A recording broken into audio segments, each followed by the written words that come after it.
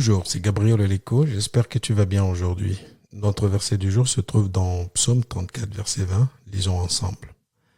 Le malheur atteint souvent le juste, mais l'Éternel l'en délivre toujours. Parmi les questions les plus complexes de l'existence se trouve l'incompréhension suscitée par la souffrance du juste.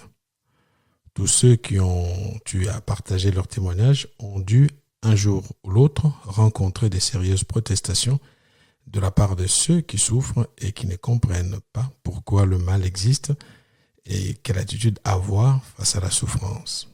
Pire encore, lorsqu'il s'agit de la souffrance du juste qui, à mon avis, est profondément insupportable et incompréhensible. Et pourtant, cela arrive. C'est ce que dit notre verset du jour. Le malheur atteint souvent le juste, mais l'Éternel l'en délivre toujours. Ce malheur qui atteint souvent le juste peut revêtir plusieurs formes. Épreuves physiques, problèmes de santé, adversité, dénuement, jalousie, haine, chômage, et la liste est longue. En même temps, le psalmiste proclame cette note d'espoir. Dieu n'abandonne pas le juste. Pour illustrer notre méditation du jour, je te propose de parcourir avec moi ce qu'un autre juste a connu comme difficulté et comment il s'en est sorti de là. Il s'agit d'Asaph dans le psaume 73.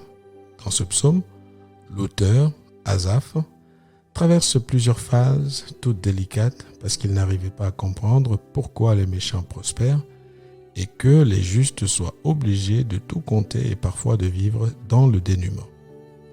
Son malaise aboutit à une incompréhension profonde.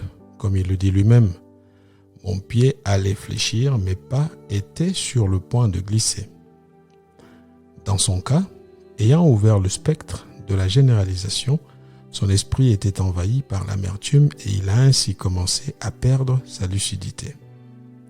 Sur le point de basculer du côté de l'obscurité, la bonté des dieux l'a rattrapé à temps. Sa situation nous enseigne trois choses que je trouve très instructives pour un enfant de Dieu qui est aux prises avec le mal. Tout d'abord, il y a l'assurance d'être avec Dieu maintenant, c'est-à-dire notre relation présente avec Dieu a des conséquences jusque dans l'éternité. Ensuite, cette assurance de la présence de Dieu constitue la clé de la satisfaction du croyant. Enfin, le regard de la fin nous épargne des maux inutiles dont nous nous accablons en ayant les regards fixés sur la prospérité éphémère des méchants. Mon ami, la présence du malheur n'est pas synonyme d'un désintéressement des dieux à ton égard, ni encore un signe de son abandon. Dieu t'aime. Le mal est une réalité dans ce monde déchu. La bonne nouvelle est que Dieu est au contrôle de nos vies et destinées. Dans ce bas monde, tout ne s'explique pas.